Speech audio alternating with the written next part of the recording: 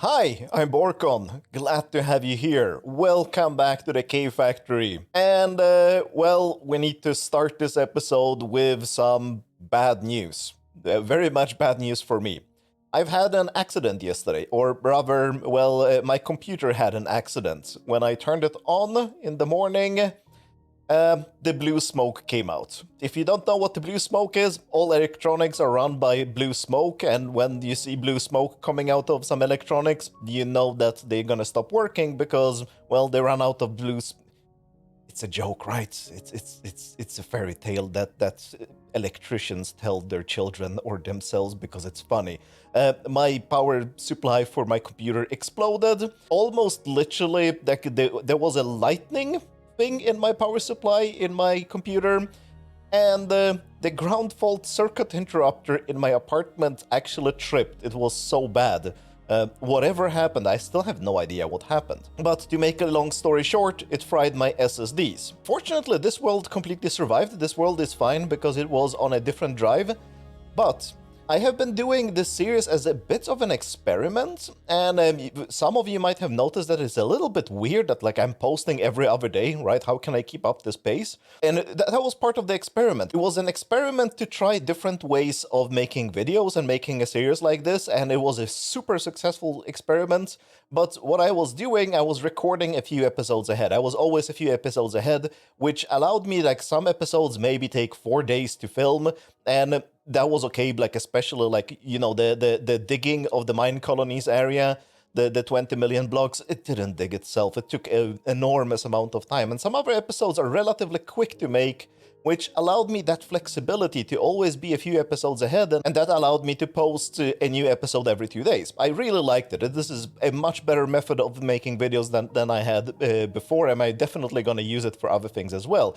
Unfortunately, my SSDs got fried, and I didn't upload 2 episodes. I managed to save the previous episode, which was the episode 19, because that one, I uploaded it maybe 8 hours before my drives died.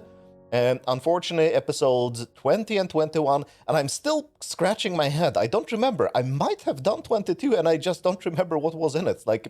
Because in the past few days, I wasn't actually recording stuff. I was doing other projects. That is also a good thing of being a few days ahead in a series like this. Anyway, you don't need to hear about my process. Basically, the next few episodes are gone, and I need to recreate them, and I need to remember what was in them, and that's gonna be a problem. Refined storage is what we did in the previous episode. We built this. I have a wireless transmitter, and it has a limited range. It doesn't anymore because the future has already happened, so it has infinite range, but I replaced it with a bad one just to have a demonstration for this episode, because this is the wireless transmitter I'm actually using right now. Shh, it's a secret. It's not a secret, right? But the wireless access to my grid still works here. Why does it work here? Come on, why? There we go. No wireless transmitter in range. So that is what we're going to be solving today. But first, I need to mention something that I actually didn't do in the previous episode because I didn't know about it. And the problem is that I built everything wrong. I didn't build everything wrong. I didn't know I built everything wrong. But there is a bug in refined storage that what I showed you in the previous episode didn't handle correctly. And it has to do with, where can I show it to you? I can show it here. This is the most important external storage in my storage network. And it has to do with external storages like this one here and how they connect to storage drawers. And the problem is that if you connect an external storage directly to a drawer controller or a drawer that gets its inventory updated, that causes a block update on the external storage, and if the external storage gets a block update, it invalidates all the cached data it has in the storage network. It actually doesn't cause as much lag as it should, which is kind of interesting, but it does another thing. So, if you're ever playing with external storages and refined storage and have a lot of trouble, What I'm talking about is that you open your grid, you're looking for something in the grid. It doesn't have to be the wireless grid, by the way. It can be any grid, like it can be any grid you have installed on the wall. And then you think, oh, I need to take out some components here. Like, what's definitely, like, this is definitely my storage. And you pick it up, and you can't pick it up. And you have to close the grid, open the grid again, search for the thing you were searching for, and pick it up, and might work, might not work. That is caused by this bug. And it is almost always, like in all the discussions I've seen online of this problem happening, it is almost always storage drawers and an external storage on a drawer controller or something else that gets items pushed into it. And the solution is, you need separation. It's not enough to have 1 block separation, it actually needs to be 2 block separation. So here I have trim, and then a drawer controller slave, and that allows this external storage to pull things out from this drawer controller. And I literally had to do it on all of the drawer controllers where I have external storage. If you have this problem, definitely make sure that you do this. Like, if we look just on this one here, like, I used to have an external storage here. Oh, here is just 1 block separation. Apparently it works, or I'm just lucky. Not 100% sure. I haven't actually had a single issue. Here we have trim and a drawer controller slave, and that works fine. And all of them, literally all of them, have this kind of setup like this. Trim and drawer controller here. And after I did it on all of these, refined storage has been perfectly reliable. And that was like 10 days ago. So it has been super, super, super, super, super reliable. But today's episode was supposed to be about getting this thing, the creative wireless transmitter. So what did I do to get that? Let's first look at how it is crafted. It's of course crafted with Navistars and Elytra. I have tons of Elytras. I'm trying to remember. Yes, I definitely published the episode where I went to the NC. This is the problem of losing your files after actually doing some other things for a week. Okay, I'm sorry about that. I will do more aggressive backups. I don't want to do aggressive backups on all the recorded material because there is so much of it. I already have 7 terabytes of video material archives. And I don't want to need to buy a new 10 terabyte disk every month to just keep up with the backups. It's a huge problem, like with video work. You can't really do too aggressive backups. So Elytras are not the problem, we just need the Navistars. And to get the Navistars, we need Wither skeleton skulls and then a Wither farm. And yeah, okay, like I can't keep things secret, I can't reveal them. Like we have a Wither skeleton farm, we have a Wither farm right here. But I decided that all the mob farms that I'm gonna be making, like if I'm making any automated mob farms, are gonna be in this corridor and specifically on that wall. And for this, we actually made a thing here that doesn't render in. There we go. Hello, you have rendered in now. And it is Kablamo. Big, big, big drill. Oh, of course, like making long corridor. I can afford to build this now, so it's easy, right? No big deal. And no, the corridor, forget it. This doesn't exist yet. It's the next episode. Oh, this is such a problem to do, but hey, we'll get through this. So, with a skeleton farm, we have the mob mashers. Let's just remove those. I think the glass got sucked up. Yeah, we have a absorption hopper that is sucking everything up. The absorption hopper is getting a lot... Oh no, I know what the problem is. I'll explain in a second what the problem is. This is actually an interesting bug that I still haven't looked at. We need to solve it. But yeah, we have the mob mashers here, fully upgraded with sharpness, looting, like looting 10, which is just completely absurd, and you will see in a second why it's absurd. Smite 10 and beheading because we need to get more heads. But basically, yeah, it is just a spawner farm. It's a fully upgraded spawner. So what happens when I do this is just nuts. There was no cut there. That's how fast they spawned. That's how fast they're falling down. I need to actually turn off my magnet now. Oh no, yeah, the absorption hopper was full. That's a problem. And the problem with the absorption hopper getting full is let me do this correctly so we're not causing any issues for myself. I might fall down here, so I want to turn off the mob mashers, because the mob mashers will kill me. I can actually get access to the farm from up here. Yes, we have glass here. So those are a little bit weird blocks here. So those are from the mob grinding utils. And they are conveyor belts. They are not just for mobs, although they are for mob grinding utils. Why is there light in here? I think because I removed things. It's normally no light here. But they can take any entity and just move it super fast. It's almost invisible how fast things move. Like, oink. Yeah, and the same thing happens to with the skeletons that are falling from the sky. The problem here is, unfortunately, these things are spawnable. I don't think I like it. It's way too overpowered. So if I ever built a farm for normal mob farm, I would just make a floor out of this thing. And things would fall in. So that's why there is normal loot in there. I need to deal with the normal loot there. But that's not a big issue. But yeah, we're getting completely absurd amount of skulls. I don't know what to do with them even. And if I just turn it on here now and fly up to this window here, this is like, I think this tunnel was when I was testing the tunnel bore at some point. But anyway, here we can just see like, this is nuts, the amount of wither skeletons we're getting. And you can see like how the conveyor belts are just pushing them around. It's way too easy to make these kinds of farms. In most modded is like, or at least most modded I've tried, makes mob farms way too simple. But I'm not gonna complain. Like, those are the parameters that we've been given, so yeah, let's live with them. Okay, right. I need to clean up the loot filtering here and probably just throw everything unnecessary into the trash, because the normal mobs are spawning here when I'm not around. And I have a trash can here, so it shouldn't be too horrible. Actually, I can throw in the swords in here.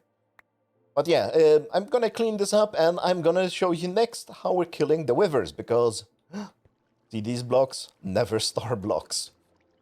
Oh yeah. The wither killer is actually quite good. But that's next. Let's just clean up here first. And I actually solved the spawning problem on top of the conveyors. I'm just lighting it up, so when the farm is on, it should actually, like, let's just see. Oh, I don't need these two lights. I probably can remove them, but yeah, okay. And then just the light turns off, and yeah, everything spawns. And then I turn the farm off, and the lights turn on. Yeah, okay, it works. So problem solved. I wasn't actually supposed to do anything in this episode. I was actually supposed to just show you things. But hey, we found the bug. Let's solve it. Why not? Anyway, yeah, let me just turn this thing on, and we can now go to the wither farm, because that is actually slightly more interesting than a modded wither skeleton farm, because spawner farms are just way too easy. Anyway, yeah, here is the wither farm. So the wither farm is using the thing I mentioned when I was making the farm that is poking all the fruits over there, right?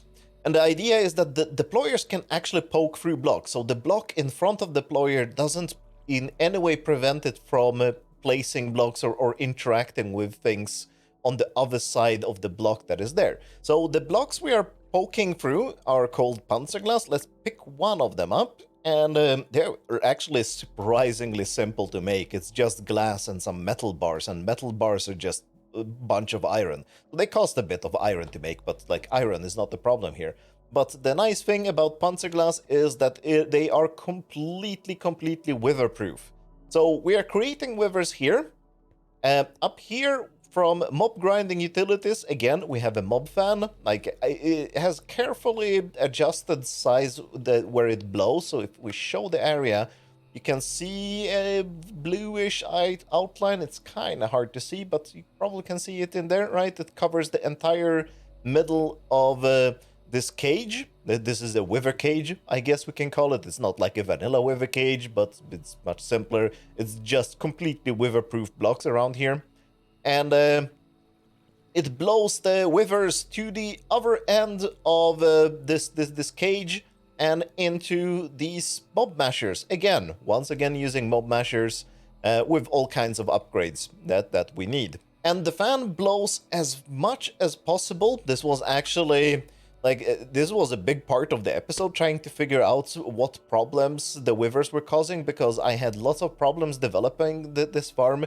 Like I did the initial testing that the Panzerglas works somewhere else. I didn't do it like here in the middle of my base. That would be completely insane. But like the rest of the development of the machines, once I had the Withers inside the Panzerglas, rest of the development I did just inside here. I almost had a Wither escape.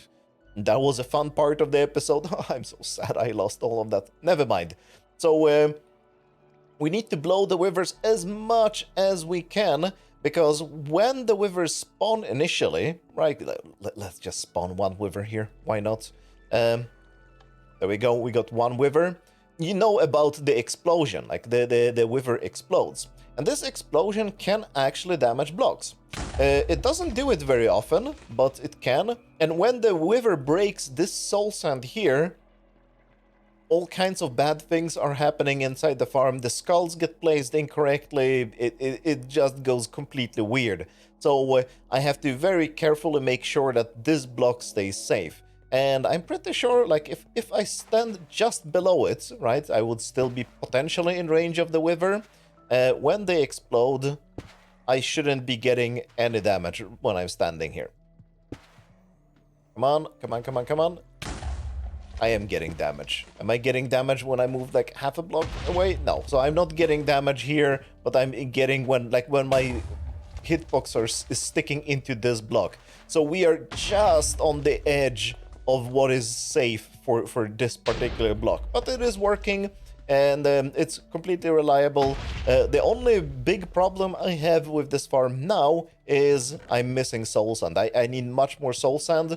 I don't have any reliable source of soul sand, and as far as I know, I actually haven't checked too carefully, but as far as I know, there isn't really a good way of getting soul sand other than maybe this. Yeah, this is the duping with Botania and mana, but I don't have infinite sources of mana yet, so I don't really have a good source of soul sand. But on the other hand, I don't have farms for lots of the stuff I'm using. Like, I don't have farms for iron, right? I don't have farms for gold, even though they are actually possible in Create.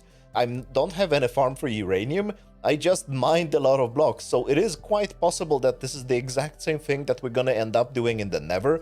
Just a huge Nether quarry, pick up like 20, 50, 100 million blocks, store them somewhere, and I will have soul sand for months. So that's not a huge issue, but like that's the only bottleneck I have here.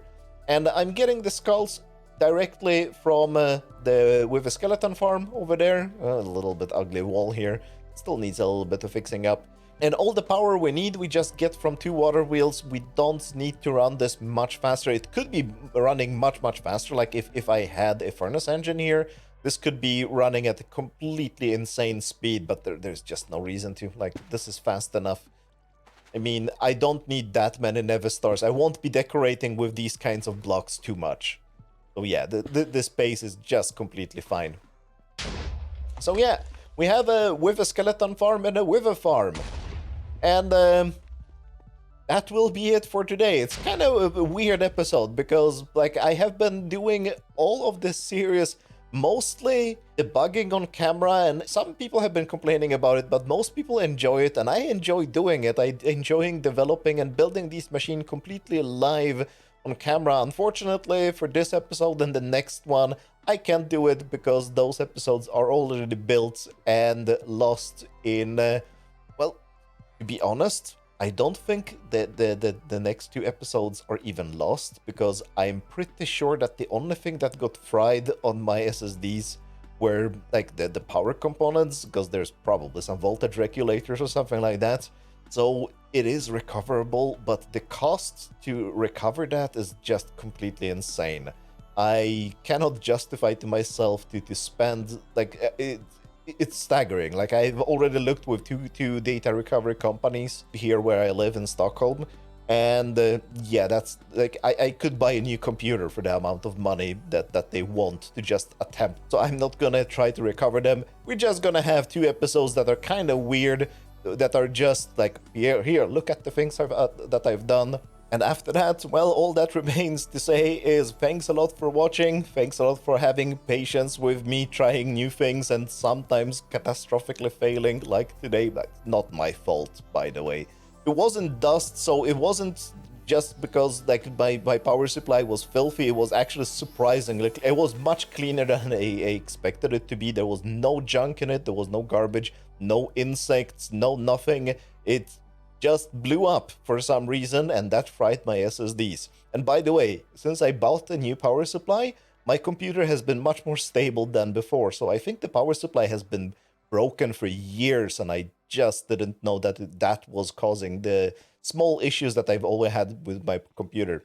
Anyway, thanks a lot for watching, and have a good withering and never starring, and may your computers not blow up as badly as mine did. Bye!